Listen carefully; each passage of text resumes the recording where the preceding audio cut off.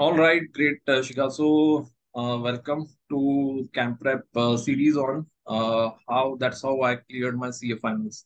And in your case, it is that's how I scored All India rank two. So, first of all, many congratulations. Right after 10th of January, it certainly you must have your life has must have got completely changed, and I would definitely have seen. I mean, we are interacting. I think for past 1 month, post your results and you get placed.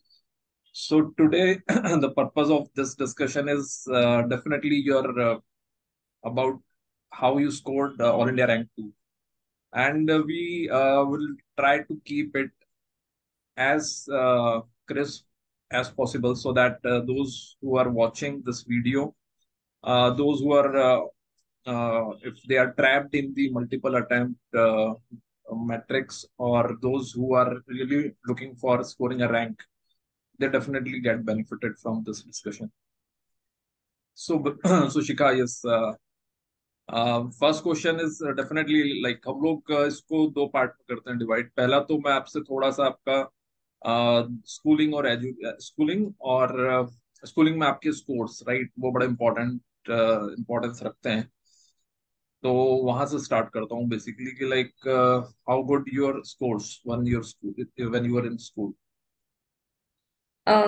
So I was a ranker from the first class itself. मेरे पास हर class का rank certificate है. So I was a very bright student. Hmm. And और CA में आके मुझे पता लगा कि आई एम ब्राइट, पर यहाँ से ब्राइटनेस इतनी इम्पोर्टेंट नहीं है. वो मुझे हम्म. इंटरमीडिएट में रियलाइज हो गया कि मेरी फाउंडेशन में रैंक थी. हम्म. बिकॉज फाउंडेशन में थोड़ी मेहनत कम लगती है एंड ब्राइटनेस ज्यादा काम आती है अकॉर्डिंग टू मी. बाकी फिर इंटर में रियलाइज हुआ कि ब्राइटनेस के साथ how do you define brightness, मतलब? कित ग्रास्पिंग पावर कितने शार्प हैं आप, आपकी मेमोरी कितनी शार्प है. अच्छा. वो वेरी करती है सब लोगों की. पर work hard work one thing है जो आप सब अपने आप में कहीं ना कहीं मतलब सेल्फ डेवलप कर सकते हैं. तो मेरी हम्म. Brightness along with hard work मुझे काम आया सीए फाइनल में. All right. तो basically like you were a good scorer from the beginning. देखो, हाँ. क्योंकि मुझे पर्सनली यही लगता है कि एक जिनको एक कंसिस्टेंसी रहती है स्कूल टाइम से ही कि लाइक हमको हाई स्कोर करना है, वो एक हैबिट टाइप बन जाती है. तो अगर वैसा रहता है तो ये बहुत सारे जितने भी रैंक होल्डर्स हमने बात करी है उन्होंने यही बताया कि लाइक काफी सारे लोग, बहुत कम लोगों को ऐसा देखा है जिन्होंने इन बिटवीन कुछ सडनली बहुत कुछ ड्रास्टिकली चेंज किया है. But okay, so you were a good scorer from the school. So when you took commerce, right? In या 11th to and 12th. Comms. Okay, तो फंडामेंटली तो आप स्ट्रांग रहे होंगे. उसके बाद फाउंडेशन में you scored a rank. Yes. Okay, and good then ability. in IPCC you could not. I could not Okay. Just because कि मैंने वो हार्ड वर्क या इतना टाइम नहीं दिया अपनी स्टडीज को. अच्छा, अच्छा, अच्छा, अच्छा. आई Right. रियलाइज कि वहां पे कमी रह गई थी, तो फिर मैंने वो फाइनल में फुलफिल करने की कोशिश करी. Okay, okay, okay. Great. After that, you joined articleship, right? So articleship, how important is that as far as the CA final exams are concerned? As far as the exams are concern, जो practical portion है articleship का, वो definitely काम आता है ये examination में. आपने किसी भी डोमेन में आर्टिकलशिप करी हो, इट एड्स मतलब कहीं ना कहीं वो हेल्पफुल रहता ही है पढ़ाई में, स्टडीज में. It grooms your personality, professional development भी पूरा आपकी आर्टिकलशिप में ही होता है. और Hmm. स्टडीज में भी स्टडीज में एड ऑन करने के लिए ही वो बनाया गया है, ताकि आपका स्टडी वर्क दोनों आपको पता हो क्या कर रहे हैं आप आगे. सो सो मेरा एक्चुअली क्वेश्चन इस उस एंगल से है कि आप जब फाइनल के एग्जाम में काफी सारे केस बेस्ड क्वेश्चंस आते हैं, तो आर्टिकलशिप कितना हेल्प करती है उस पर्टिकुलर क्वेश्चंस को डील करने में? आर्टिकलशिप में सारा ही प्रैक्टिकल काम होता है. सो जो भी हम करते हैं वही हम पढ़ते हैं. एंड मतलब सारे ही प्रैक्टिकल एक्सपोजर आर्टिकलशिप से ही आता है. हमें पता होगा तो हम कर पाएंगे. तो प्रैक्टिकली आर्टिकलशिप बहुत हेल्प करती है पढ़ाई में. एंड यस, कि मतलब ऐसा कुछ अलग नहीं है कि थ्योरी अलग पढ़ रहे हैं और प्रैक्टिकल अलग पढ़ रहे हैं, नहीं, वो वन एंड सेम थिंग है, वो एड ऑन ही करेगा। एड ऑन मतलब वो उसी के लिए बनाया गया है कि आप समझे कि कैसे काम होता है। लेकिन मतलब जैसे कई लोग आर्टिकलशिप किसी की स्मॉल साइज फॉर्म से होती है, किसी की बिग साइज से होती है, किसी की लार्ज फॉर्म से होती है। तो एग्जाम्स जब आप देते हो तो उस टाइम पर इन चीजों से फर्क पड़ता है या नहीं पड़ता है? सर आई थिंक हमारा नेचर ऑफ वर्क ऐसा है कि अगर छोटा भी तो स्टडीज में दोनों तरीके, मतलब स्टडीज में इतना मैटर नहीं करता आपने कहाँ से काम करा हो, बट आपका एक्सपोजर छोटा हो जाता है बस। ओके ओके, तो बेसिकली मतलब आपका कहना है कि कहीं से भी आपके आर्टिकलशिप पे हाँ इतना ज्यादा फर्क नहीं पड़ता है, बस ये कि आपको कंटिन्यूअसली आर्टिकलशिप में रेगुलरिटी से अगर आप करते हो, थोड़ी प्रैक्टिकल अंडरस्टैंडिंग लेके चलते हो, तो इट डजेंट मैटर कि किस स्केल की फॉर्म है, हाँ, whether it is small size, mid size और लार्ज फॉर्म। वही लार्ज साइज में। Okay, all right. So this is about your articleship. उसके बाद आगे चलते हैं related to your studies, right? IPCC जब आपने स्टार्ट किया था, सॉरी, हम्म। जब आपने आर्टिकल आईपीसीसी क्लियर कर लिया, उसके बाद नॉर्मली 3 साल मिलते हैं आपको तैयारी, 2.5 years मिलते हैं, हम्म। करेक्ट? सो वो 2.5 years में कब आपने स्टार्ट करी तैयारी? आपने इमीडिएटली स्टार्ट कर दी या आपने वेट किया उसके बाद करी start? I started my lectures around 2 to 3 months after articleship. मैंने उसके थोड़े टाइम में ही स्टार्ट कर दी थी, क्योंकि मुझे पता था कि मुझे आखिरी के 5 महीने मेरी सेल्फ स्टडी के लिए रखना है, तो आई प्लान हम्म। अकॉर्डिंगली कि विद इन 2 3 मंथ स्टार्ट करके हर सब्जेक्ट को उसके अकॉर्डिंग टाइम एलोकेट करके वो 5 मंथ्स मेरे हाथ में हो एंड में। So I started with in 2 to 3 months with my lectures and classes. अच्छा, ओके। और you when you like you planned your studies, so did you have this planning कि like आपको हाई स्कोर ही करना है, मतलब rank दिमाग में रखा था आपने, या फिर आपने रखा था कि दोनों ग्रुप देने हैं बस? दिमाग में तो डेफिनेटली यही रखा था कि दोनों ग्रुप सिंगल अटेम्प्ट में क्लियर करने हैं इन हम्म वन शॉट। हम्म रैंक का नहीं था, बट हाँ, कि दोनों group with good marks clear करने हैं in one shot. Okay, rank का प्लान नहीं किया था स्टार्टिंग में? हाँ, रैंक का मैंने प्लान नहीं किया था कि मुझे रैंक के लिए ऐसे ऐसे पढ़ना है, बट जो भी पढ़ा वो अच्छे से पढ़ा, तो वो हेल्प कर गया फिर बाद में। Right right. सो लाइक जो आपने स्टडीज करी हैं, तो mostly it is, so how have you planned it? जैसे आपने लास्ट 5 months तो उसके लिए रखे थे, रिवीजन के लिए, और इसके बीच का जो पीरियड है, right, I think somewhere around, may be around 1.5 year, या? Hmm. So it is almost 18 months। So 18 months में how did you plan this 18 months? I sir in starting I just decided the sequence कि मुझे किस sequence में lectures देखने हैं। आई sorted out कि तो यू किस डिड एवरीथिंग रिकॉर्डेड सेशंस? हाँ, I opted for recorded classes only, कि ओके। मुझे किस किस फैकल्टीज के देखने हैं वो शुरू में ही सॉर्ट करना बहुत इंपॉर्टेंट होता है, फिर वो बाद हम्म। में कोई कंफ्यूजन ना हो। तो okay. One by one classes खत्म होती गई, आई एक्यूमुलेटेड ऑल माय नोट्स कि मुझे कहाँ से पढ़ना है। तो आई हम्म जस्ट फिगर्ड आउट कि मुझे कहाँ से पढ़ना है, कैसे पढ़ना है और किस चीज को पढ़ना है, और जो एंड में मुझे पढ़ना हो वो सब मेरा एक बार देखा हुआ हो, कि मैं कुछ नया मटेरियल एंड में नहीं उठाऊं या उन 5 मंथ्स में भी नहीं उठाऊं। जो मेरा देखा हुआ हो मैं वापस से वही करने का कोशिश करूं। हम्म। तो ऐसे हम लोग स्पेसिफिक किसी पर्टिकुलर क्लास या फैकल्टी की बात नहीं कर रहे, बट नॉर्मली जो एक क्राइटेरिया होता है आपका, जब आप सेलेक्ट करते हो, तो क्या क्राइटेरिया रहता है कि लाइक किस टाइप के लेक्चर्स को देखें? क्राइटेरिया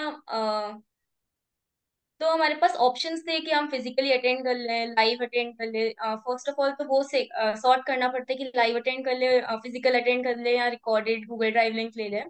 तो हम्म। फर्स्ट आई सॉर्टेड आउट कि live it is not possible कि लाइव अटेंड कर लें, सुबह इतना आधी क्लास स्किप होगी। हम्म सेकेंड वाज लाइव क्लासेस। तो लाइव में भी सेम इशू, इट वुड मतलब अपने शेड्यूल के साथ उसको फिट करने में डिफिकल्टी आएगी। तो आई सिलेक्टेड कि रिकॉर्डेड जाना है। And then for selecting faculties, सबसे पहले तो the most famous faculties out there, मतलब वो फेमस है किसी रीजन की वजह से ही फेमस है, तो सबसे पहले हम्म उनकी डेमो क्लासेस ली। एंड देन ऑफ कोर्स हमारे सीनियर्स और फ्रेंड्स ने हमको गाइड किया कि किसकी हम्म लेनी चाहिए। तो हम्म डेमो यूट्यूब पे सबके डेमोज अवेलेबल है, तो डेमो देखे 1-1.5 आवर के, तो हम्म समझ आ जाता है उससे भी थोड़ा। और फिर अपने सीनियर्स के भी ओपिनियंस लिए कि क्या एंड हम्म में क्या काम आया, जो जिन्होंने एग्जामिनेशन दे दिया उसके बाद वो पेपर हम्म देख के आए, तो हमको गाइड कर रहे थे कि ये मतलब किस अप्रोच से किसने कैसा पढ़ा है जो हमें एग्जाम में काम आया, तो बस उसी के बेसिस पे लेक्चर्स लिए हैं। Very good. तो बेसिकली आप, मतलब आपका सजेशन है कि कोई भी अगर स्टार्ट कर रहा है तैयारी, सबसे पहले तो प्लानिंग कर ले कि हम्म। हमको किन के लेक्चर्स, कैसे लेक्चर्स हमको लेने हैं। हम्म। अच्छा, आजकल दोनों तरह के लेक्चर्स रहते हैं कि लाइक कुछ रहते हैं कि शॉर्ट ड्यूरेशन लेक्चर्स होते हैं, कुछ होते हैं लॉन्ग ड्यूरेशन लेक्चर्स। तो उसमें आपका क्या थॉट प्रोसेस है? लॉन्ग ड्यूरेशन ज्यादा सही रहता है या शॉर्ट ड्यूरेशन ज्यादा सही रहता sir, I I had gone for almost regular classes. मैंने है? कोई सी रेगुलर। शॉर्ट ड्यूरेशन क्लास नहीं ली थी। हाँ हाँ बट हाँ।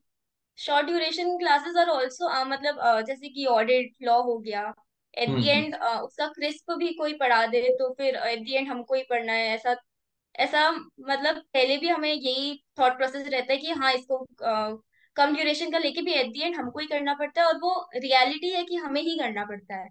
तो इसकी ओके। फास्ट अगर शॉर्ट ड्यूरेशन भी ले ले तो it is not an issue, क्योंकि कुछ लोगों को आर्टिकलशिप में काम भी बहुत रहता है, एंड में टाइम भी बहुत, लीव पे भी बहुत कम टाइम मिलता है, तो उनके लिए the short duration of fast track classes are really good. Okay okay okay, that's good. तो बेसिकली मतलब दिस इज, मतलब आपने लॉन्ग ड्यूरेशन दी है, लेकिन आपका कहना है कि अगर शॉर्ट ड्यूरेशन भी हम्म। रहता है तो भी वो हम्म। फाइन, ऐसी कोई प्रॉब्लम नहीं है उसमें। Another question comes is that if if a student is मतलब जैसे कि अगर वो लॉन्ग शॉर्ट ड्यूरेशन क्लासेस भी ले रहे हैं अगर, तो हम्म। या सेल्फ स्टडी मोड में भी पढ़ रहे हैं, तो how important the classes are playing a role? कोई सी भी क्लासेस, मतलब लॉन्ग बोलो, शॉर्ट बोलो, या फिर और भी कोई टाइप की क्लासेस अगर होती हो, तो कोई भी classes, how important is that? क्योंकि एक टाइम रहता था जब लाइक मुझे बताते हैं कि हमारे फादर के टाइम पे जो सीए करते थे कि लाइक, क्योंकि उस टाइम कुछ क्लासेस का नहीं होता था तो वो सेल्फ में चलते थे, सेल्फ स्टडी मोड में। तो अभी धीरे धीरे करके लाइक हमने जैसे क्लासेस करी थी, तो हमारे टाइम पे मोस्टली फिजिकल क्लासेस होती थी। उसके बाद फिर टाइम बदल गया, तो टाइम बदलता जा रहा है। तो उस हिसाब से क्लासेस और सेल्फ स्टडी, राइट, उसके बीच का क्या, कितना परसेंट आपको लगा कि ये तो जरूरी है, या ये पर्टिकुलर चीज इतनी जरूरी नहीं है? क्लासेस हेल्प करती हैं मतलब अब प्लान करने में कि कैसे करना है, मतलब I think most of the time हमारा यही सोचने में निकल जाता है कि प्लान कैसे करें, स्टार्ट करेक्ट। कैसे करें। वो बहुत इशू रहता है क्योंकि सब्जेक्ट मतलब कोर्स ही इतना बड़ा है, 8 सब्जेक्ट्स एंड गेट टू बहुत वास्ट सब्जेक्ट है।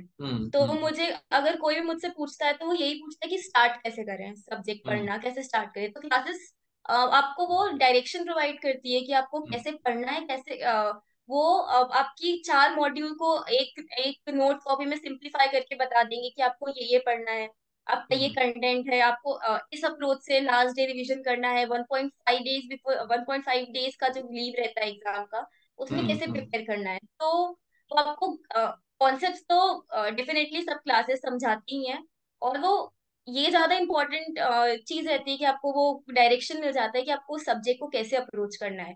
वरना इतना इतना अगर इतना बड़ा सिलेबस है तो स्टूडेंट गेट लॉस्ट, कहीं ना कहीं फिर वो जाके यूट्यूब पे देखना ही पड़ता है कि कैसे क्या अप्रोच करें। तो हम्म। कॉन्सेप्चुअल क्लैरिटी तो आती ही आती है क्लासेस से, कॉन्सेप्चुअल क्लैरिटी, बाकी वो जो प्लानिंग और डायरेक्शन का पर्पस है वो भी क्लासेस बहुत कुछ सॉल्व करके देती ओके, ग्रेट। तो बेसिकली क्लासेस सर्टेनली हेल्प करती हैं, है। और यस। नॉर्मली जो भी आप अगर खुद से करते हो तैयारी, तो उसमें नेचुरली बहुत ज्यादा टाइम लग सकता है। उसके बजाय ये है कि अगर आप कोई भी क्लास ऑप्ट करते हो तो वो कहीं ना कहीं आपके डायरेक्शन को आपका डायरेक्शन सेट कर देते हैं, थोड़ी स्ट्रेटजीज में हेल्प कर देते हैं। हम्म। अब कई बार ऐसा होता है कि बहुत सारे स्टूडेंट मैंने देखे हैं जो क्लासेस लेने के बाद थोड़े से क्लासेस के मतलब उनको लगता है कि बस यही हमारी स्टडीज कंप्लीट हो गई है। मतलब वो एक सेल्फ इल्यूजन हो जाता है कि क्लास लिए मतलब हमारी स्टडीज स्टार्ट हो गई हैं। और तो उसके बाद सेल्फ स्टडी जो है वो कितनी आपने करी, मतलब क्लासेस करने के बाद या क्लासेस के साथ में? क्लासेस के साथ में तो इट वाज लिटिल डिफिकल्ट कि सेल्फ स्टडी हो पाए, बट क्लासेस हो गई, देन उनका जो एक्स्ट्रा क्वेश्चन बैंक हुआ किसी क्लास का, हम्म। तो मैं I use to solve that question bank, कि मेरा वो एक बार क्वेश्चन बैंक भी हो जाए साथ में, कि मुझे कितना आया है, मुझे कितना कॉन्सेप्चुअली समझ आया है, व्हाट मतलब मुझे कितना मेरे what I got in my mind, कि मुझे कितना याद हुआ है। तो मैं वो चेक करने की कोशिश क्लासेस के साथ किया करती थी। और क्लासेस खत्म हो जाती है तो हम लोग क्या रिवीजन बोलने लग जाते हैं कि मैं रिवीजन स्टार्ट है, बट आई यूज टू से कि मेरी ये स्टडी स्टार्ट है। तो वो क्लासेस हो जाती है, वो आपको गाइड कर देगी कि ऐसे ऐसे करना है, आपके पास पूरी नोट्स कॉपी है, बट आपको वो कंटेंट रिमेम्बर भी करना है। तो वो क्लासेस होना इज डिफरेंट थिंग, और आपकी सेल्फ स्टडी डिफरेंट थिंग है। तो आपकी वो पहली पढ़ाई क्लासेस हो गई, आपको पता है क्या क्या है, लेकिन आपकी पहली पढ़ाई जब आप खुद लेके बैठेंगे तभी स्टार्ट होती है। तो कितनी अगर हम लोग स्पेसिफिकली बात करें ग्रुप वन और ग्रुप टू की, तो जैसा अब आपने क्लासेस कंप्लीट करी उसके बाद साइमल्टेनियसली स्टडीज स्टार्ट करी या उसके बाद स्टार्ट करी after after completing all my classes, उसके बाद ही क्लासेस? स्टार्ट। तो क्लासेस कंप्लीट करने के बाद जब आप वापस से स्टडीज स्टार्ट करते हो तो वो कैसे प्लान किया था जब सेल्फ स्टडी मोड में, जब when you started? So I started by preparing an excel, कि मुझे इतने इतने I allocated days to per subject, कि मुझे 7 डे 10 डेज में ये सब्जेक्ट करना है, उसके बाद इतना सब्जेक्ट करना है। उसके बाद after I decided how the days have to be allocated to per subject, फिर मैंने सब्जेक्ट उठाया and then I started with the revision video of the concepts. पर अच्छा, सब्जेक्ट का डिटेल्ड जो वाले नहीं देखे आपने उसके बाद? डिटेल्ड वाले वो ऑलरेडी मेरे क्लासेस में हो चुके थे। आई उसके जस्ट नीडेड अ कि कुछ मुझे याद आ जाए, मतलब it is it is very difficult कि रिमेम्बर, मतलब हमको 2 साल पहले हमने क्या पढ़ा है वो याद रहे अभी तक। हाँ। तो we need a revision video, कि हाँ, मतलब आई ऑल्सो ट्राइड कि मेरा विदाउट रिवीजन वीडियो या खुद से सेल्फ कुछ स्टार्ट हो जाए, but it was a little difficult, तो आई मूव्ड ऑन कि मैं पहले रिवीजन वीडियो देखूं एंड देन फिर मैं खुद से पढ़ने की कोशिश करूं। ऑलराइट। क्योंकि ये इम्पोर्टेंट है, मतलब फर्स्ट आपने पूरे डिटेल देखे, डिटेल देखने के बाद जब ये when you really started preparation, तो फिर आपने रिवीजन वीडियो देखे और उसके साथ में फिर आपने स्टडीज स्टार्ट करी। ऑलराइट। सो अगर सब्जेक्ट वाइज थोड़ी सी बात करते हैं कि कौन से ऐसे सब्जेक्ट होते हैं जो यू बिलीव कि जिसमें आपने ज्यादा टाइम दिया और उसमें स्कोर भी अच्छा आया, या ऐसे सब्जेक्ट जिसमें ज्यादा टाइम दिया और स्कोर अच्छा नहीं आया, ऐसे क्या रहते हैं subjects? So audit has always been a trouble for me, तो ऑडिट को मैंने पर मैंने ऑडिट को इस बार जितना टाइम दिया उसके हिसाब से मेरा स्कोर भी बहुत अच्छा आया। मतलब मैंने around 5 months I gave 2 to 3 hours every day to audit, कि मुझे ऑडिट रोज पढ़ना ही है। तो उसके अकॉर्डिंग ऑडिट का स्कोर भी इम्प्रूव हुआ, क्योंकि वो सब्जेक्ट ही बहुत वास्ट है, और इट रिक्वायर्स कि आपका रिमेम्बरेंस और एग्जैक्ट वर्ड्स आपके आपकी आपको क्लिक करे जब आप आंसर लिखे। तो मैंने ऑडिट जितनी बार रिवाइज करा, मैंने देखा उसके हिसाब से मेरा स्कोर भी बहुत अच्छा हुआ। कितनी कितनी बार रिवाइज करा? ऑडिट ही ऐसा सब्जेक्ट होगा जिसको मैंने 3 से 4 बार रिवाइज करा है। ओके तो ओके। ऑडिट में मैंने सबसे ज्यादा एफर्ट्स दिए और उसका रिजल्ट भी बहुत अच्छा रहा मेरा। How much you score? 82। 82 marks, okay fantastic. Okay great. So जिसको अगर ऑडिट में अच्छा स्कोर करना है उनके लिए basically revision is very important. और हाँ। Revision what is how have you planned the revisions, right? कि like It's like one by every month you're doing one revision, or how was it? No, just I started with the topics. So I completed one topic and then I moved to the next. And then if I felt that I had to revise the first topic, then I picked the first topic again and then I moved to the next topic. So All it right, was तो topic उसमें wise. it was more of a topic wise, okay. Topic wise. Yes. कई लोग ऐसा करते हैं कि जैसे अभी हमने चैप्टर 1 पढ़ा और चैप्टर 2 जब स्टार्ट करते हैं तो चैप्टर 1 को रिवाइज करते हैं, और फिर चैप्टर 2 स्टार्ट करते हैं, फिर जब चैप्टर 3 पढ़ते हैं तो 1 और 2 को रिवाइज करते हैं। वो भी एक सही स्ट्रेटेजी है, क्योंकि हाँ। आप एकदम भूलते नहीं हो, बार बार वो उसका रिवीजन भी होता चला जाता है। कई लोग ये होते हैं कि पूरा सब्जेक्ट पढ़ते हैं उसके बाद उसको फिर रिवाइज करते हैं, दोनों तरह की strategy, but moral of the story is कि हाँ। Revision helped you definitely. और मेरे को भी लगता है कि ऑडिट एक ऐसा सब्जेक्ट है कि जिसमें आपको याद बहुत रखना पड़ता है, तो रिविजन आर रिक्वायर्ड। उसके बाद अगर बात करते हैं जो प्रैक्टिकल सब्जेक्ट्स होते हैं, जैसे कि रिपोर्टिंग हो गया, फाइनेंशियल मैनेजमेंट हो गया, तो उसमें नॉर्मली क्या स्ट्रेटेजीज रही है? So practical subjects के लिए I started with the revision lectures and then I went to the faculty's notes कि जो notes हैं मेरे पास, then I went to the ICI material. I solved the questions at least twice कि मुझे याद रहे कि कौन से क्वेश्चन में क्या मेथडोलॉजी उनकी, क्या कॉन्सेप्ट कुछ नया है। I tick mark the concept not the whole question, मुझे पता है पूरा क्वेश्चन होगा नहीं आखिरी दिन, तो मैंने कॉन्सेप्ट्स पे मार्क किया कि ये अलग है इस क्वेश्चन में। So the strategy was to solve the ICI module at least twice and remember the key points की क्या क्या मुझे याद रखना है।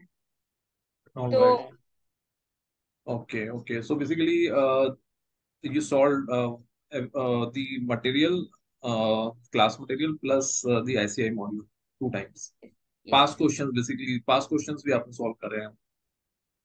Yes yes I also attempted past question papers of around 2 to 3 attempts for two two each three subject. attempts. Okay okay. कई लोग मैंने देखे हैं कि जो मतलब जैसे मुझे अपना भी ध्यान है कि जब हम कुछ सब्जेक्ट्स के लिए फास्ट ट्रैक पढ़ाई करते थे तो अ, केवल वही सॉल्व करके जाते थे। तो ये सही है क्या कि मतलब आप उसमें से आते हैं क्वेश्चंस, तो डेफिनेटली अभी भी आते ही हैं? कई केवल लोग पास्ट पेपर। केवल पास्ट पेपर्स अगर कोई सॉल्व करता है तो उसकी पॉसिबिलिटी कितनी है? पास्ट मतलब पिछले 10 साल के सपोज सॉल्व कर लिए। I don't think there is any probability in ICI examinations. ICI exams, correct correct. So ये उनके लिए हो सकता है कि जो मे बी जो 40 टारगेट कर रहे हैं उनके लिए हो सकता है। तो Then बाकी also it अगर is very difficult. अच्छा, तो रिपीट तो होते हैं क्वेश्चंस फिर भी? हाँ होते तो है पर अ, कर सकते हैं सर कर किसी। सकते हैं, रिस्की है, लेकिन ये काफी रिस्की है बहुत बिल्कुल। Risk. Okay, so practical subjects में प्रैक्टिकल सब्जेक्ट्स में like what is one thing which you believe कि very is very much required? Very conceptual understanding. What I saw in मतलब I I asked for my scanned answer sheets from ICI, मतलब मैंने अपनी copies मंगवाई थी। Then hmm. what I saw is कि they are scoring 8 on 8 also, where your concepts are right. They are not worried about your formatting कि आप कैसे format में प्रेजेंट कर रहे हैं, आप कैसा लिख रहे हैं, आप हम्म। वर्किंग नोट कैसे बना रहे हैं। अगर आपका हम्म। कॉन्सेप्ट सही है, they are giving you step marking also 8 on 8 also. और अगर आपका एक स्टेप गलत है, नेक्स्ट स्टेप भी आपने सही करा है with wrong number, they are also scoring, they are also giving you 0.5 और 1.5 मार्क्स। तो अच्छा अच्छा। आपका जितना, हाँ, the more the answer is correct as per the concepts, so they are giving the marks. तो conceptually पढ़ना ज्यादा इम्पोर्टेंट है प्रैक्टिकल पेपर्स में। इतना मतलब लोड नहीं लेना है कि आईसीआई यही फॉर्मेटिंग फॉलो कर रहा है तो ऐसा कि ऐसा ही हमको याद रखना है, जाना है। बट हम्म। उस क्वेश्चन में क्या करा हुआ है, क्या चाहता है, हर पॉइंट प्रेजेंट, मतलब आपका कॉन्सेप्चुअल अंडरस्टैंडिंग अगर उसमें रिफ्लेक्ट हो गया आपके आंसर में, so they would give you full marks. और कॉन्सेप्चुअल अंडरस्टैंडिंग डेवलप करने के लिए what what one should do?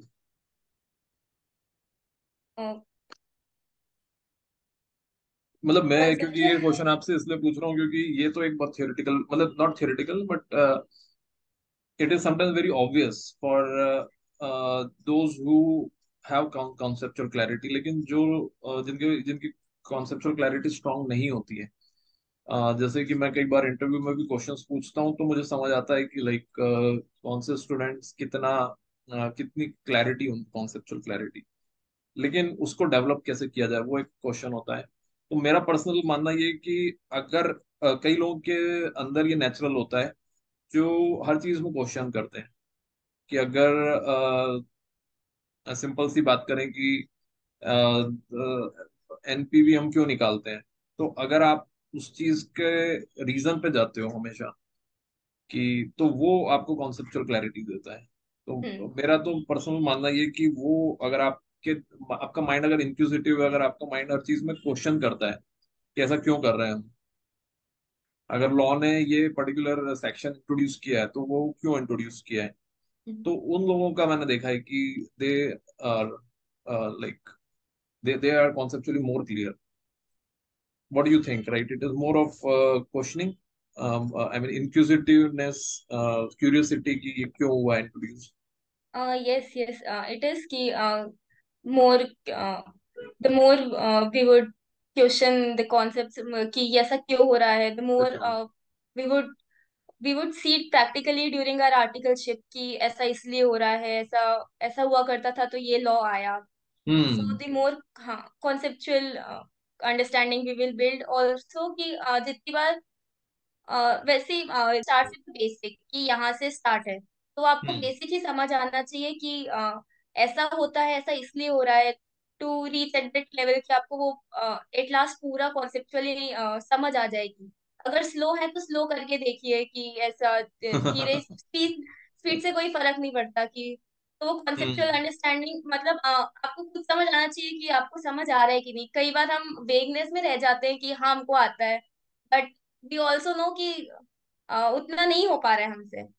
So knowing ourselves कि हमको किस चीज की जरूरत है, that also helps a lot in building conceptual understanding की क्या करना चाहिए, कैसे करना चाहिए, किस स्पेस पे जाना चाहिए। Okay okay. सो ये भी एक इम्पोर्टेंट बात है कि लाइक अगर आप बैकग्राउंड अच्छे से समझते हो किसी भी टॉपिक का, तो आप उसको कनेक्ट कर पाते हो basically, correct. Right. All right. So all right all right, yeah it's fine now. Okay Yeah. Okay. So what I was saying is कि conceptual clarity आपकी इस तरह से आती है कि अगर आप ना थोड़ा सा इंक्विजिटिव रहते हो टॉपिक को, उसका बैकग्राउंड ज्यादा से करके समझते हो कि वो टॉपिक इंट्रोड्यूस ही क्यों हुआ है, उसका रीजन क्या है, तो वो कहीं ना कहीं हेल्प करता है। अच्छा, इंपॉर्टेंट टॉपिक्स जो होते हैं 80-20 का जो कॉन्सेप्ट होता है, वो कितना इंपॉर्टेंट है कि लाइक वो आपने फॉलो करा या आप सब कुछ स्टडी करा? मैंने सब कुछ ही स्टडी करा है, ऐसा 80-20 नहीं करा। एटलीस्ट फर्स्ट बार जब पढ़ते हैं हम, तब तो नहीं करा 80-20। First bar hmm as a समझने, मोर डिटेल ओरिएंटेड कि इन डेप्थ अंडरस्टैंडिंग जितनी हो जाए हर चीज की वो करी है। तो ऐसा 80-20 नहीं करा। जब ऐसा लगा कि सेकंड बार में कि कुछ छूट सकता है, तब आई ट्राइड कि इम्पोर्टेंट टॉपिक्स कवर हो जाए। ओके। तो I covered everything at first कि आई नो ये सब है कोर्स में एंड आई नो। लेकिन वो जब आप उसको रिवाइज ही नहीं कर पा रहे हो अगली बार, हम्म। तो वो उस पहली स्टडी काम आती है क्या फिर? हाँ सर, पहली स्टडी काम आती है मतलब हाँ ऐसा होता है कि सेकंड बार रिवाइज नहीं करा तो कहीं ना कहीं आपने एग्जाम के पहले नहीं देखा, बोलते हैं लोग कि हम्म, एग्जाम के पहले नहीं देखा तो वो याद नहीं आएगा। याद नहीं रहता, करेक्ट। बट थोड़ा टाइम का कंस्ट्रेंट ऐसा था कि डेफिनेटली वो मुझे भी याद नहीं, मतलब ऐसे क्लिक नहीं हो पाया एग्जाम में भी। अगर कुछ आया और मुझे पता है कि मैंने एक दिन पहले नहीं देखा तो नहीं क्लिक हो पाया। क्योंकि मैंने बट बहुत सारे स्टूडेंट्स को ऐसा देखा है कि जो बहुत डीप में पढ़ाई करते हैं, मतलब ये मैंने बहुत सारे स्टूडेंट की प्रॉब्लम देखी है जो इतना डीप, क्योंकि वास्ट सिलेबस है और कॉन्सेप्ट जैसे हम बात करेंगे कॉन्सेप्चुअल क्लैरिटी भी होनी चाहिए, तो कई लोग इतना डीप में चले जाते हैं और जब वो उसको फिर रिवाइज करते हैं तो रिवाइज ही नहीं हो पाता है उनसे। तो इसलिए मैं पूछ रहा हूँ आपसे कि जब आप स्टडी करते हो तो ये भी एक तरीका कर सकते हैं क्या आपके हिसाब से, दैट रिवाइज आप पहले वही टॉपिक्स पढ़ो जिनको आप अल्टीमेटली रिवाइज कर पाओगे? सर मैं बोलूंगी कि फर्स्ट बार में तो आपको 100% ही देना चाहिए। आपका सीक्वेंस वो हो सकता है कि आप important to less important to very less important जा रहे हो, कि आपने सीक्वेंस ऐसा कर लिया हो। सीक्वेंस ऐसा फॉलो भी करना चाहिए, क्योंकि द अमाउंट ऑफ एनर्जी हमारे पास शुरू में रहती है वो आखिरी तक नहीं रहती उस सब्जेक्ट के लिए। तो हम्म। सीक्वेंस ऐसा कर सकते हैं, बट मतलब एक प्रॉपर बैलेंस होना चाहिए कि आपने वो उस सब्जेक्ट को कितना टाइम अलोकेट करा है और आगे कितना टाइम अवेलेबल है आपके पास। उसके हिसाब से आपको कोशिश करनी चाहिए कि शुरू में एक बार सब कवर कर लें। नहीं हो रहा है तो डेफिनेटली सीक्वेंस के हिसाब से लेस इंपॉर्टेंट ही छूटेगा। तो वो बैलेंस करना आना चाहिए कि इतना भी डिटेल में नहीं जाना है कि हमको दिख रहा है हमारा आगे का एक ही ग्रुप छूट रहा है या एक ही ग्रुप पे स्विच करना पड़ रहा है। तो वो टाइम का, डेज का, नंबर ऑफ डेज का इतना, और एग्जाम में क्या पूछा जाना है, मतलब इतना इतना ज्यादा डीप में प्रैक्टिकल वर्ल्ड में भी नीड आती है कि नहीं आती जितना हम सोच रहे हैं। तो उस हम्म। हिसाब से वो बैलेंस करना आना चाहिए। और हम्म। मैंने भी बहुत फॉलो किया कि कुछ कुछ सब्जेक्ट में कि इम्पोर्टेंट टू लेस इम्पोर्टेंट जाऊं। और हम्म।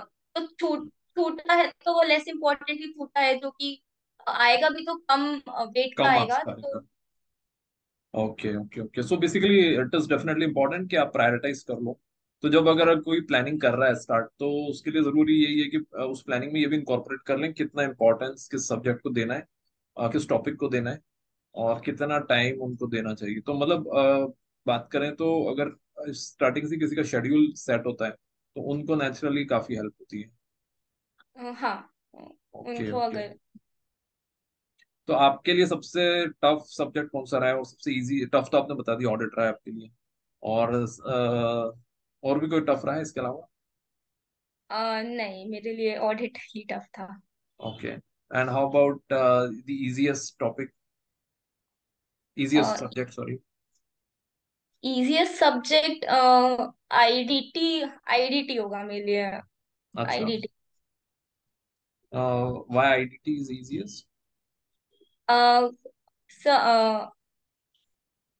सर मेरा प्रैक्टिकल एक्सपीरियंस रहा है उसमें? हाँ, नहीं, प्रैक्टिकल एक्सपीरियंस नहीं है। I had interest in IDT and और उसका एक इजी होने का ये रीजन भी था कि मैंने एंड एंड में ही आईडीटी के लेक्चर्स देखे थे। तो I could remember a lot कि क्या हो रहा है, कैसे हो रहा है। And the IDT revision video lectures I saw 2 और 3 टाइम्स। तो मुझे बहुत मतलब आईडीटी में कभी प्रेशर फील नहीं हुआ कि मुझे कुछ भी नहीं आता है या मुझे बहुत सारा गल्पिंग करना पड़ रहा है। तो आई तो रिमेम्बर्ड अ इसका लॉट मतलब फ्रॉम ये द है कि अगर क्लास। आप लास्ट लास्ट में सारे लेक्चर्स देखो तो और अच्छा रह सकता पर है। मैनेज नहीं हो पाएगा। फिर मैनेज नहीं हो सकता है, मैनेज नहीं हो पाएगा, बहुत केओस हो जाएगा। तो बहुत सारे सब्जेक्ट्स हैं तो। हम्म नहीं, ये basically it's a very important message कि देखो, अगर आप ये जो पूरा 15 मंथ्स का पीरियड होता है, 15-18 मंथ्स का आईपीसीसी के बाद का, ये सबसे ज्यादा क्रूशियल होता है और आर्टिकलशिप के साथ करना होता है। तो इसके लिए बड़ी सही प्लानिंग जरूरी है। अपने जैसे इन्होंने भी अपने सीनियर से बात करी है, तो जितने भी लोग वीडियो को देखो वो ये चीज जरूर फॉलो करना कि पहले अपनी एक स्ट्रेटेजी जरूर बनाइएगा कि प्लान कैसे करना है आपको। और प्लान में ब्रॉडली 3 चीजें रखनी है कि लाइक आप मेन लेक्चर्स कब देख रहे हो, उसके बाद रिवीजन कब कर रहे हो, और उसके बाद सर्टेनली आपने मॉक टेस्ट दिए होंगे। हम्म हाँ, मैंने मॉक टेस्ट मतलब अटेम्प्ट जरूर करे, मतलब 3 आवर्स बैठ के नहीं, बट एमटीपीस देखे हैं कि कुछ नया कॉन्सेप्ट तो नहीं है। आरटीपीस देखे हैं पिछली बार के। तो अच्छा, आपने पेपर सॉल्व नहीं करे? नहीं, मैंने पेपर सॉल्व नहीं करे। ये एक्चुअली बड़ा सरप्राइजिंग है, क्योंकि ज्यादा करके बहुत सारे लोग ये बोलते हैं कि क्योंकि आपकी हैबिट छूट जाती है। और ये हम्म पर्सनली मुझे भी बहुत फील होता है, तो मैंने क्योंकि पेपर सॉल्व कर रहे थे मुझे फायदा हुआ तो उससे बहुत। तो आईपीसीसी के बाद क्योंकि बहुत टाइम निकल जाता है, लिखने की आदत छूट जाती है। तो जब तक वो पेपर, टाइम मैनेजमेंट करने के लिए वो एक पेपर लिखना, मतलब, but you didn't solve any any paper properly? I did not. Oh very good, I think that's. तो आपने फिर स्पीड स्पीड कैसे मेंटेन करी जब सर आई न्यू कि मेरी स्पीड अच्छी है काफी, मतलब मुझे इंटर में भी ऐसी डिफिकल्टी नहीं आती थी, जैसे कि होता है कि अकाउंट्स का पेपर 40 मार्क्स का छूट जाता है, लोगों का 30 मार्क्स का छूट हाँ, जाता है। Correct I did correct. Not face any difficulty like that, तो मुझे पता था मेरी स्पीड टाइम अच्छी लेकर आप क्वेश्चन सॉल्व करते होंगे कि लाइक आज like I have to solve this question in this much time, anything like that? है। I did not do that. Okay, okay, okay. Very good. I think that is something which I have not seen in earlier cases. So this is exceptional.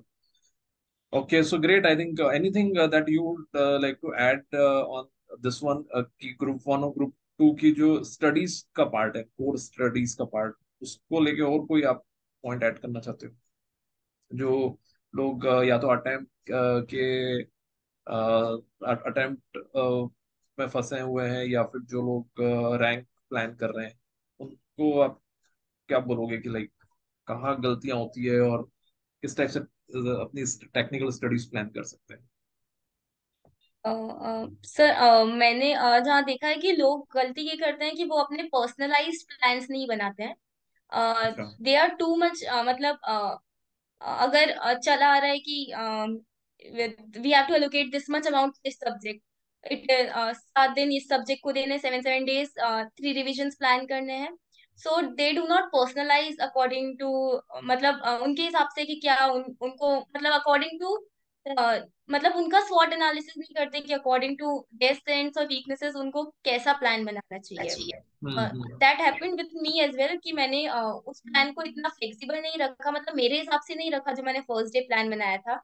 Eventually I also wasted many days कि मुझसे नहीं हो रहा है एक point of time पे कि I can't follow this, तो मैं उतना उसको फ्लेक्सिबल बना हम्म। ही नहीं पा रही थी, क्योंकि मैंने उसको फर्स्ट डे ही सोच लिया था मुझे ऐसा ही करना है। तो okay okay. I moved on to creating a more personalized plan कि what suits me and what is according to me, मुझे कैसे करना चाहिए, and not be that rigid कि ऐसा बोला गया है तो ऐसा ही करना है। तो okay, that's good. I think that's, but again ये इसमें भी बैलेंस चाहिए कि हाँ, आप अपने इसमें भी। प्लान भी बना रहे हो तो एटलीस्ट जो टाइमलाइन से वो मीट हो जानी चाहिए। तो मतलब इसका बेसिक पर मतलब बेसिक बात ये है कि आपको आपका डेस्टिनेशन पता होना चाहिए और हम्म। टाइम पता होना चाहिए कि इस डेस्टिनेशन पे इतने टाइम में पहुंचना है। उसके बाद आप आपकी speed according to your style and your efficiency, वो आप आपकी स्पीड एडजस्ट कर सकते हो। बट आपका टाइम और क्योंकि टाइम भी लिमिटेड है और जो आपका डेस्टिनेशन है वो भी फिक्स्ड है। ओके, सो बट ये बात सही है, मुझे भी लगता है कि स्टूडेंट्स कई बार बहुत ज्यादा एक पर्टिकुलर चीज को, और ये अच्छी बात है आपने बोली है, क्योंकि बीइंग रैंक होल्डर नेचुरली लोगों को एक सोचना होता है कि रैंक होल्डर्स क्या स्ट्रेटेजी फॉलो करते हैं। और ये अच्छी बात है कि आपने बोला कि आप फ्लेक्सिबल रहो और ऐसा कोई ऐसा हार्ड एंड फास्ट चीजों को मत सोच के चलो कि ऐसा ही होता है।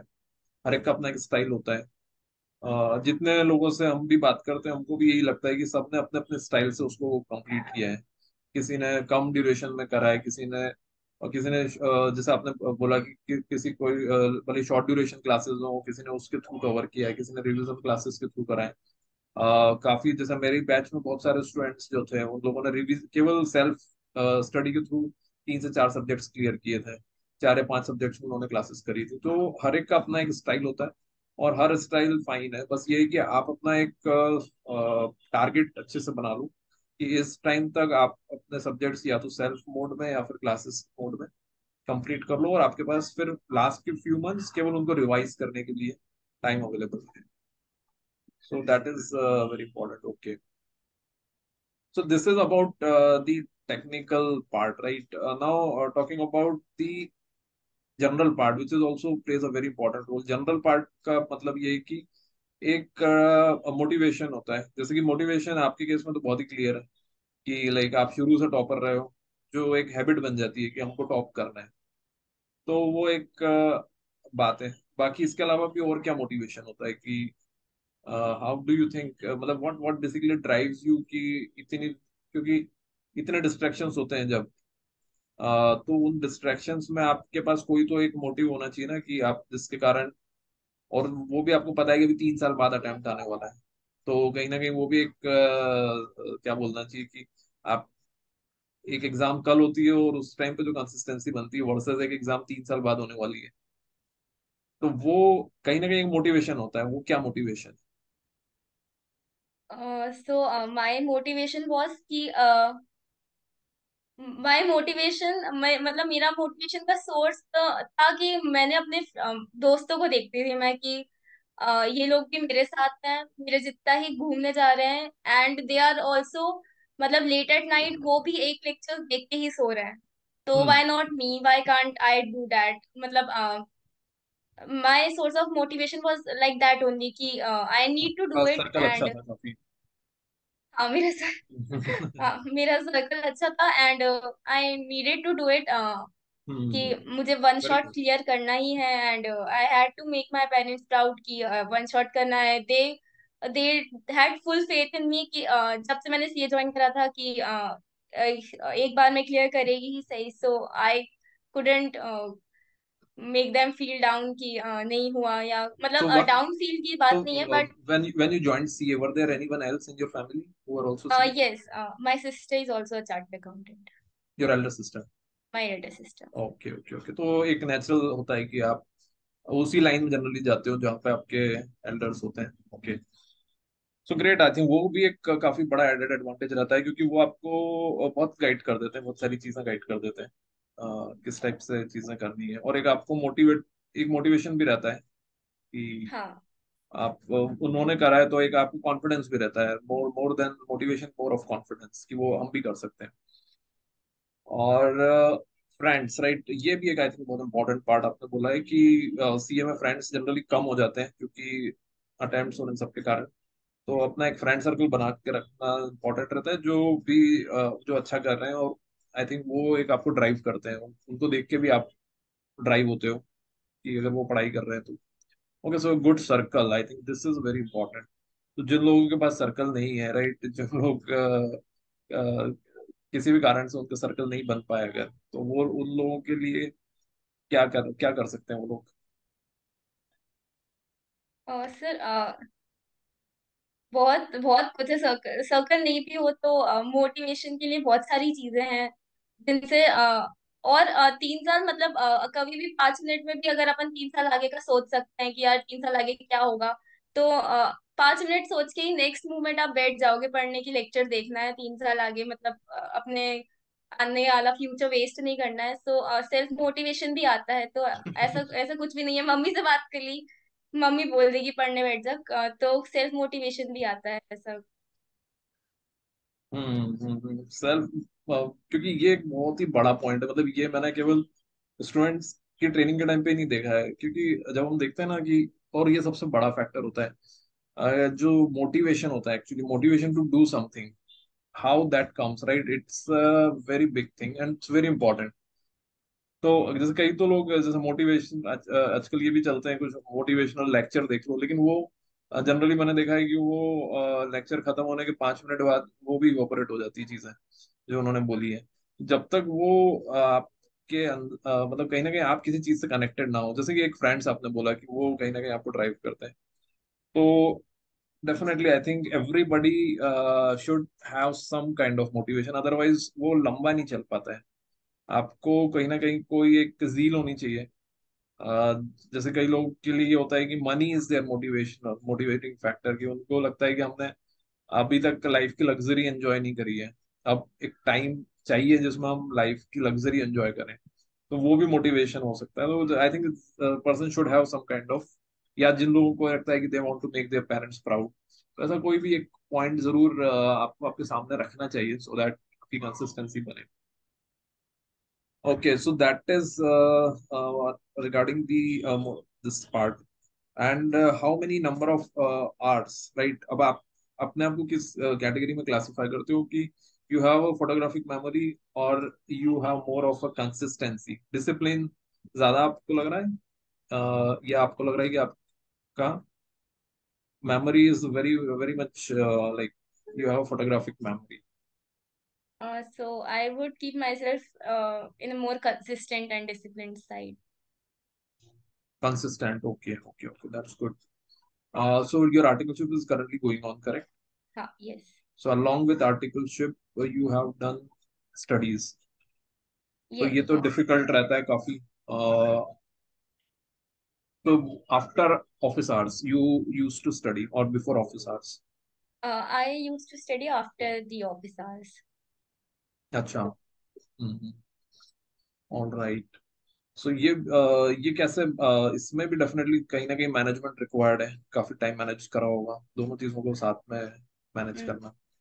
बाकी जो नॉर्मल छुट्टियां मिलती है वो तो आपने भी ली होंगी ऑफिस से, स्टडी के लिए जो. हाँ हाँ हाँ, the for 5 to 6 months। Right. That you got. Okay okay okay. That's great. All right. और सो आई थिंक अब हम लोग सेशन को normally we are taking towards the end of this session. तो ओवरऑल आई थिंक अगर इसको summarise करते हैं तो more of what I can understand is that एक कहीं ना कहीं आपकी जो स्टार्ट रही है वो शुरू से ब्राइट स्टार्ट रही है. एक वो पुश रहता है आपके पास. सेकंड, आपका नो डाउट कहीं ना कहीं जब आपको लगा कि फाउंडेशन में रैंक थी तो आईपीसीसी में भी आनी चाहिए, और वो अगर नहीं आई है तो यू रियलाइज लाइक आपको उसका अप्रोच चेंज करनी है. एंड देन यू थॉट कि मेरे को कंसिस्टेंट रहना है. ओके. तो that is the second part. Third is planning is very important.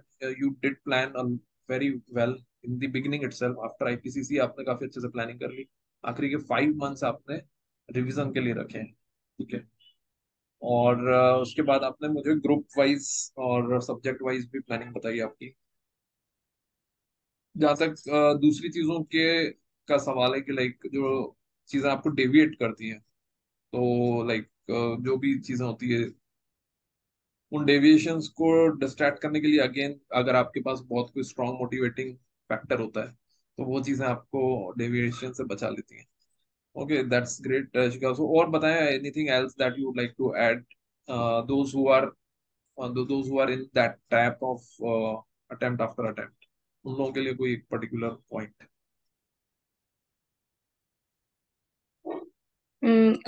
There is no such thing any particular point, but वही कंसिस्टेंसी चाहिए और रेगुलर सेल्फ मोटिवेशन चाहिए कि 8 से 10 घंटे, 8 to 10 hours की स्टडी चाहिए। मतलब मतलब कोई बहाना खुद से नहीं देना है, खुद को ही करना है। ये रियलाइजेशन इम्पोर्टेंट है कि ये अवेयर होना है कि we can not pin point to someone कि इसकी वजह से नहीं हुआ। वी हैव टू हम्म.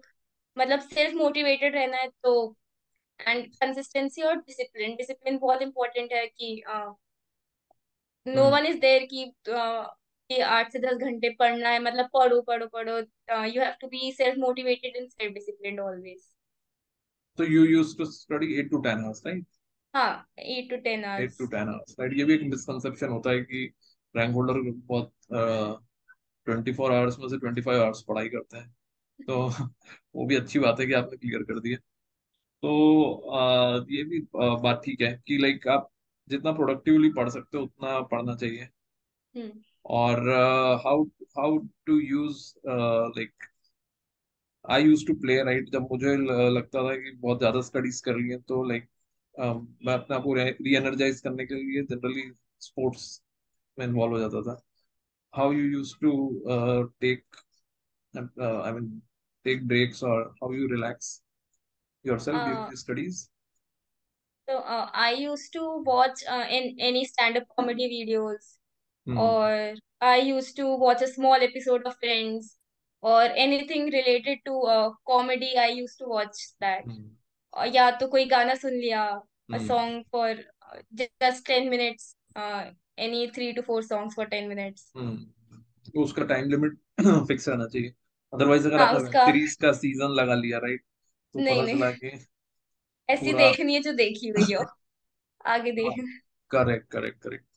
ये भी बात जरूरी थी. So great. आई थिंक शिका आपने बहुत सारे भी रैंक होल्डर से मिले भी हो in your MDP program. Yes yes. So what is the common thing between all rank holders? Consistency is the common thing. क्या बात होती थी कि लाइक किसने कैसे पढ़ाई करी थी, तो क्या कुछ इंपॉर्टेंट चीजें हो तो बताइए. Yes, consistency was the common thing. Also, all of them were goal driven कि हाँ हमको ये करना था तो हमने करा, Hmm. मतलब सबको रैंक का तो शायद फ्यू पीपल को ही होगा कि मुझे रैंक सिक्योर करनी है, बट दे ऑल वांटेड कि बोथ ग्रुप सिंगल अटेम्प्ट में क्लियर करने हैं, मतलब हमें करना ही है. So all were very clear for what they wanted to achieve, कितना क्या गोल है. दे वर क्लियर अबाउट कि हाँ, उनके वीकनेस क्या है, इंटरमीडिएट में कहाँ मार्क्स नहीं आए थे. So they were all also they are very creative and thoughtful people कि हर चीज को एनालाइज करना, वेरी गुड एनालिटिकल स्किल्स, और बहुत ही ज्यादा गोल ओरिएंटेड अप्रोच है सबकी. And Okay. Yet they are very humble and very very grateful, मतलब सब एक जैसे हैं, सब उतनी उतनी मस्ती करते, बहुत हम्बल हैं. Hmm. And but they are very goal driven, और उनको पता है कि उनको आगे क्या करना है, उनकी वीकनेस और स्ट्रेंथ क्या है. तो That's great. Or group studies, how does that makes a difference? Group studies जो होती है. Did you did you experience any group studies or it is all individual studies? I studied with my friend for around 10 to 15 days. It Okay. was due to the reason that we both were feeling very demotivated. कि the energy level after 2 to 3 months of studying for long hours, we were very demotivated that कि नहीं हो रहा है अब. Our energy levels were very down. So Hmm. to boost up that energy level, हमने 10 to 15 days try करा. But उस study का फायदा यही है कि बस आपकी एनर्जी बूस्ट हो जाती है, आपको मोटिवेशन मिल जाता है, आप बोर नहीं होते फिर. Hmm. बट वो बेस्ट वे नहीं है आपकी एफिशिएंसी इंक्रीज करने का. मतलब only you get the kick कि हाँ पढ़ना है, एंड हाँ. देन बट हाँ बट रेगुलरली नहीं कर प्रोडक्टिविटी सकते हो. आपकी कम हो जाती है. हाँ क्योंकि वो ही है कि सबके अलग अलग स्टाइल्स होती हैं. Correct correct. Great, Shikha. So fantastic. I think those who will watch this particular video definitely they will get a lot of insights. Uh, Definitely, like we will do in the. I will expect that you will spare some time in the coming days for sharing your experience regarding the interview processes, post qualification, whatever companies which you have appeared, how have been your experience at MDP experience plus your preparation experience plus interview experience and everything regarding post qualification, right? So you will do a talk on that as well, maybe in the coming days, right? So Yes, definitely great talking to you, Shika, once again, and I wish you a fantastic time. This is definitely a time which never comes before. I mean, you get placed and then you join the company. This is the golden period, so you thoroughly enjoy that. That I would expect, and I would wish you a great career ahead. Thank you sir. All right, Shikant, thank you very much, and I'll see you in the another sessions. Thank you sir, it was great talking to you. Thank you.